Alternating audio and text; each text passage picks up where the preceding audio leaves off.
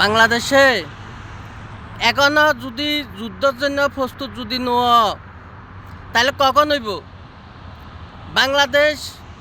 বাংলাদেশের উপরে যে আক্রমণ করতো না এটার গ্যারান্টি কি? বাংলাদেশ সরকার বাংলাদেশের উপদেষ্টাগুলো কি ঘুমাইতে আছেন?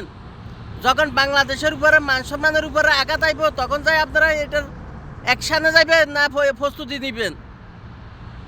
আপনারা এখনো বসে রয়েছেন। আপনারা বর্ডার সাইডে যা কিছু আছে তা কিছু লই তো একবার বসে যেতে হইব। যেখানে পাকিস্তানের উপরে আঘাত আইতে আছে সেখানে বাংলাদেশ যদি বসে থাকে তাহলে তো বাংলাদেশের আর কিছু থাকতো না। আমি বলতে আছি যে উপদেষ্টাসকল আপনারা তার জলদি বাংলাদেশ বর্ডার সাইডে প্রস্তুতি নেন জরুরি। হাইলে 12 ঘন্টার ভিতরে অথবা 12 ঘন্টা 24 ঘন্টার ভিতরে আপনারা প্রস্তুতি নেন, বাংলাদেশের রক্ষা করেন। বাংলাদেশ সেনাবাহিনী যা কিছু আছে তা কিছু লই বসি যাক।